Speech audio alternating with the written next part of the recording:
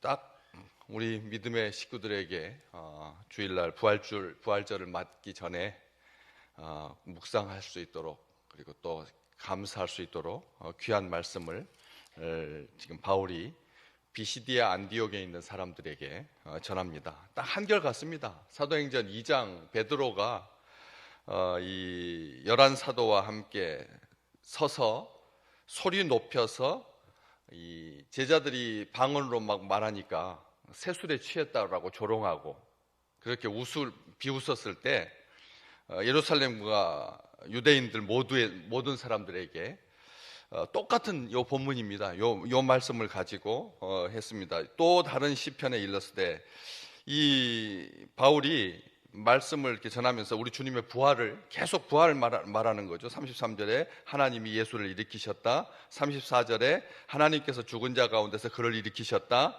오늘 말씀 주의 거룩한 자로 썩음을 당하지 않게 하시리라. 다른 시편에 이렇게 기록되어 있다.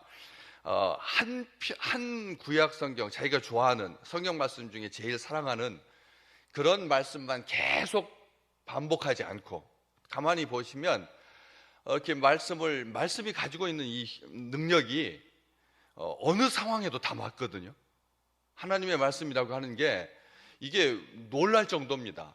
우리가 이 사도행전 지금 이렇게 보고 계시는데 그 전에 몇 년 전에 우리가 말씀을 특별하게 이런 귀한 날 고난주간 새해를 맞으면서 그리고 가을 새벽기도 할 때 어떤 주제에 맞게 성경 이렇게 여러 곳에서 이렇게 뽑아서 이렇게 하기도 하고, 또 그러니까 새벽기도 때 읽는 말씀하고 별개로 그렇게 말씀을 같이 나눴었거든요.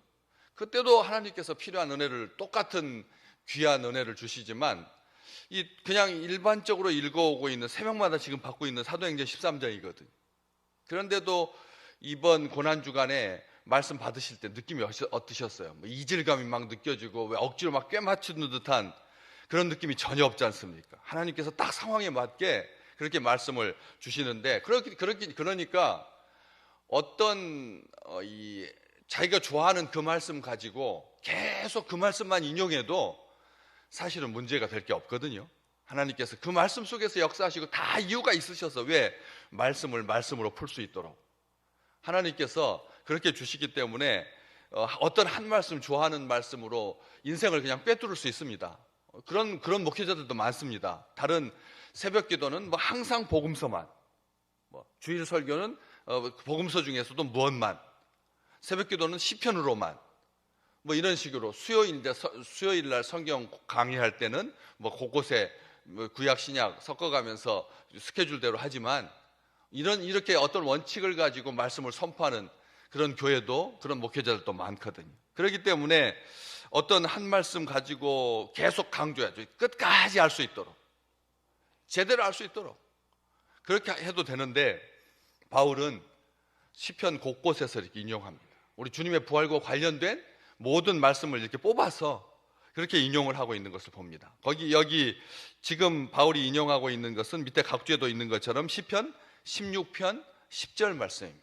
시편 16편 16절에 뭐라고 기록되어 있느냐? 주의 거룩한 자로 썩음을 당하지 않게 하시리라.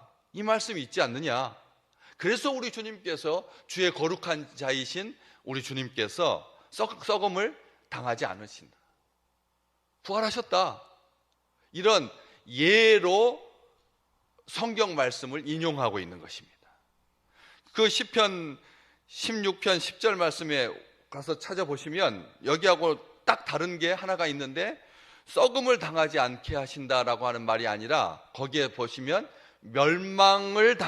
멸망시키지 않으실 것이다, 주의 거룩한 자로 멸망시키지 않을 것이다, 이렇게 기록되어 있습니다. 멸망시키지 않으신다, 하나님께서. 이것과 썩음을 당하지 않게 하신다, 같은 말입니다. 똑같은 말입니다. 그런데 어떻게 합니까? 구약 성경 말씀을 멸망이라고 하는 단어를 썩음을 당하지 않게, 어떤 말이 편하십니까? 어떤 말이 그 시대에 맞는 말입니까? 다시 말하면 하나님의 구약의 말씀을 비시디아 안디옥에 있는 사람들한테 이렇게 설명하면서 풀어주고 있다는 거지.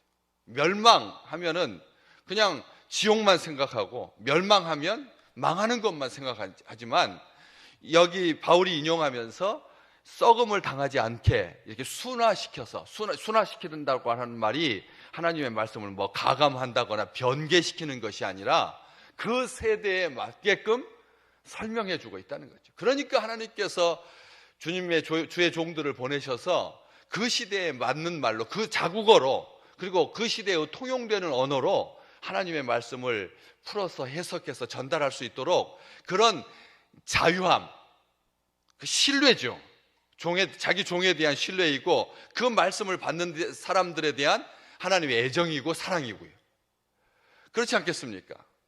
우리가 어떤 말에 대해서 그냥 과거에는 그렇게 안 썼는데, 원래 제가 늘 인용했던 말이 싼 게 비지떡이다. 싼 게 비지떡이라고 하는 말이, 비지떡이 싸다는 말이 절대 아니었다는 거예요.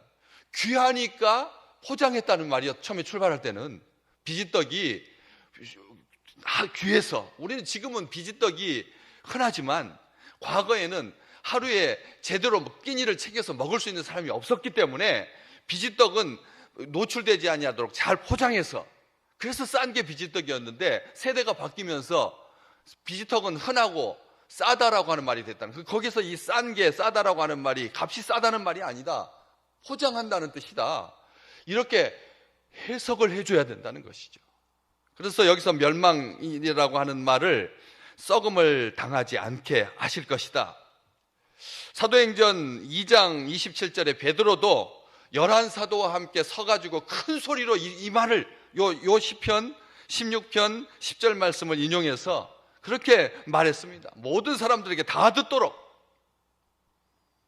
사람마다 각기, 만약 우리 주님의 부활에 대해서 구약 성경을 인용할 때, 성경 말씀을 인용할 때 제각각 부활인데 왜 똑같아, 우리 주님의 부활을 지금 설명하면서 말씀을 인용할 때 왜 이렇게 말씀이 저마다 다 다르나, 여기서 저마다 다르다라고 하는 이 표현이 이연령 비연령이 아니라는 거지. 코에 걸면 코걸이고 귀에 걸면 귀걸이가 되듯이 사람들이 아무 말 갖다가 붙이는 것이 아닙니다.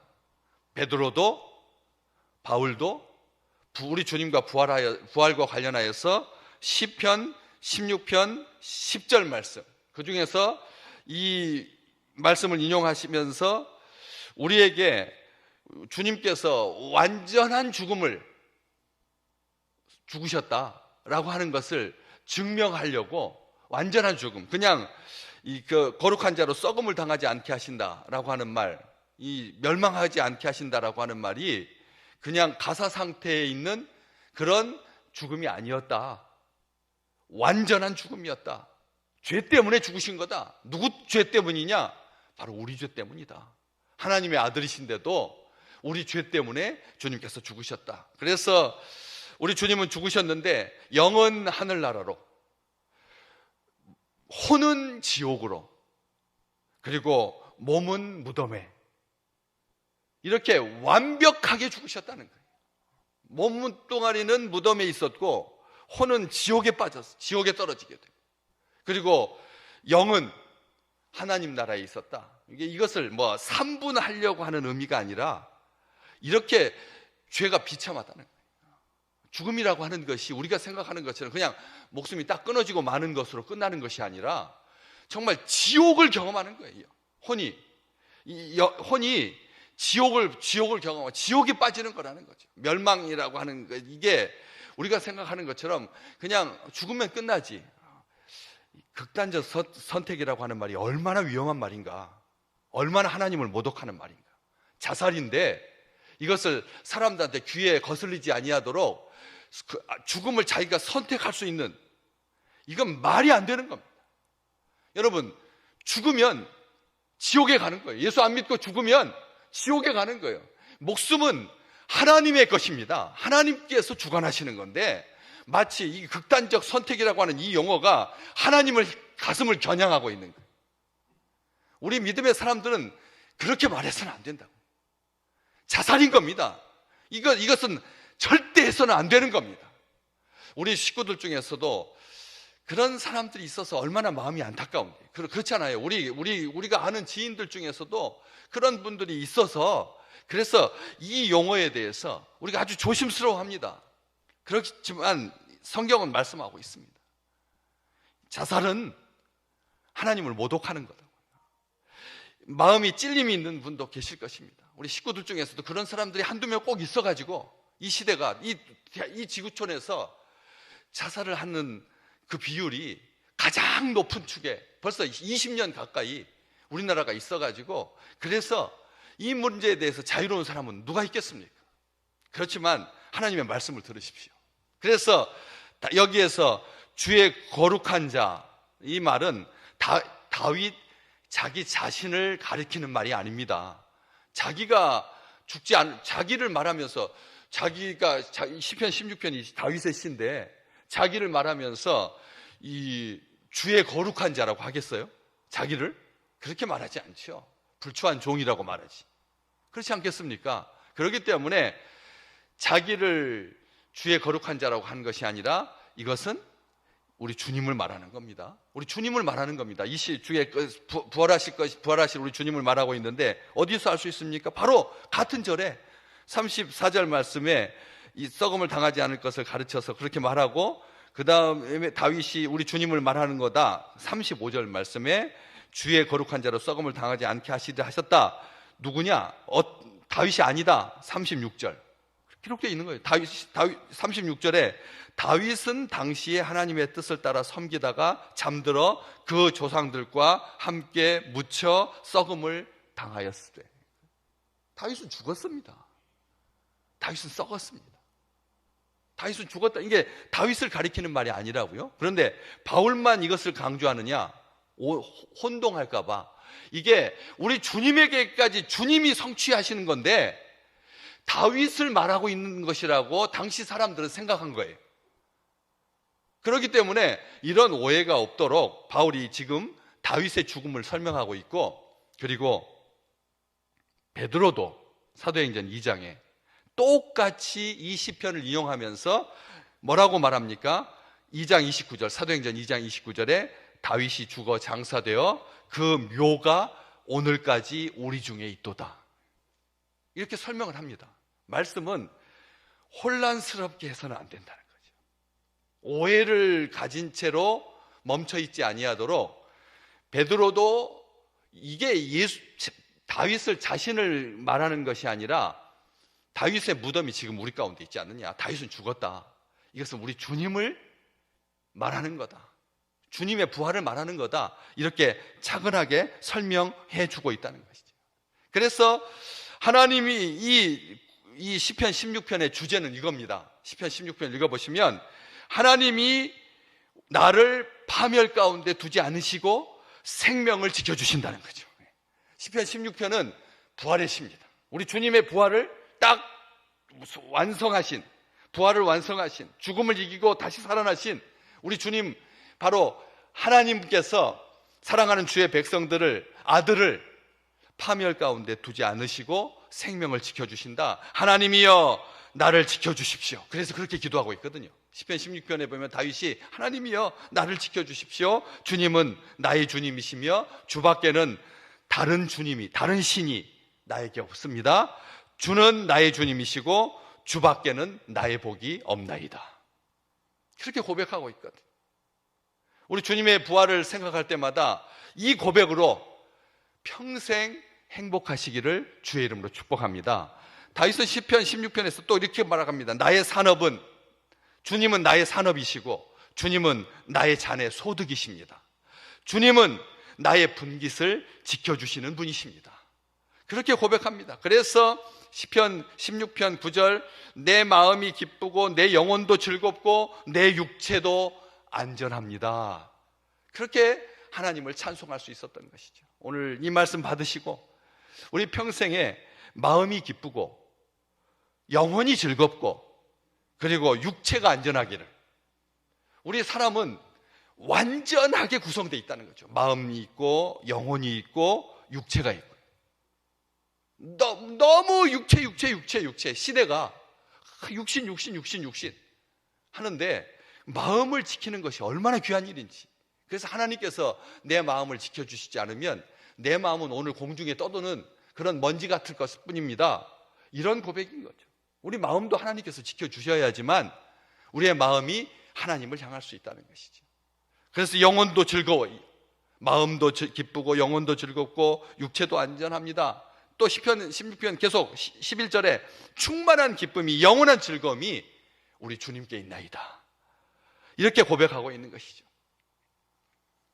사도행전 2장의 36절에서는 베드로가 이 말씀을 결론을 지으면서 뭐라고 말하냐면, 하나님께서 아들을 그렇게 부활시키셔서, 우리 주님을 부활시키셔서 우리의 주와 그리스도가 되게 하셨나이다.